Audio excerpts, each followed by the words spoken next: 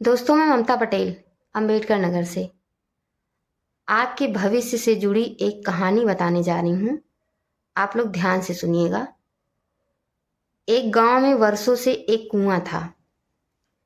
उस कुएं का पानी पूरे गांव के लोग पीते थे, लेकिन कुएं में ताला बंद होता था, जिसकी चाबी गांव के कुछ लोगों के हाथ में था। लेकिन एक दिन नियम बदल गया।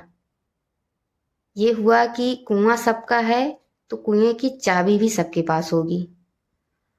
अब बताइए, क्या उस कुएं का पानी गंदा हो गया या सिर्फ अधिकार बराबर हो गया? दोस्तों, यूजीसी का नियम भी वही चाबी है। रोहित वेमुला को याद करिए आप लोग। 17 जनवरी 2016 एक होनहार छात्र सिस्टम की चुप्पी, तानों और अपमान से टूट गया। आज अगर कोई कहता है ये नियम ज्यादा सख्त है, तो उनसे बस इतना पूछिए, क्या उस वक्त सिस्टम ज्यादा नरम था?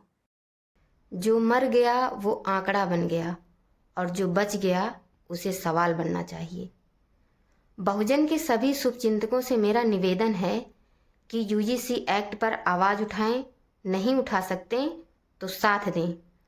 आज अगर ये नियम मजबूत नहीं हुए तो कल फिर कोई रोहित अकेला पड़ जाएगा। इसलिए ये नियम किसी जाति के खिलाफ नहीं, बल्कि भेदभाव के खिलाफ हैं। और जो भेदभाव करता है उसी को ये नियम सबसे ज़्यादा चुभते हैं।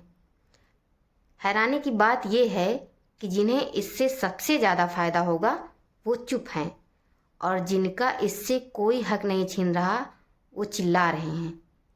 मैं एक छोटा सा सवाल पूछना चाहती हूँ। अगर भेदभाव नहीं करते तो भेदभाव रोकने वाले कानून से डर क्यों?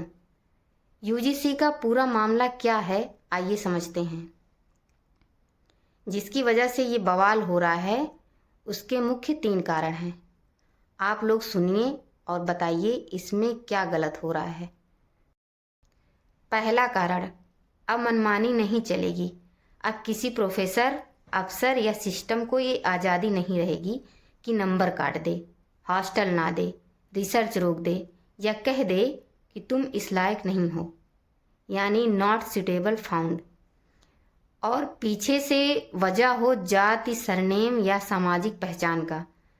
जब जवाबदेही आती है तभी सबसे ज़्यादा बवाल होता है। अंधेरे को सबसे ज़्यादा डर तब लगता है जब दिया जलता है। और दूसरा कारण, ओबीसी को पहली बार कानूनी सुरक्षा अब तक चर्चा होती थी सिर्फ SC ST की, लेकिन सच्चाई ये है कि ओबीसी छात्र सबसे ज़्यादा संख्या में हैं और सबसे ज़्यादा चुप कराए गए हैं। अब अगर किसी ओबीसी छात्र के साथ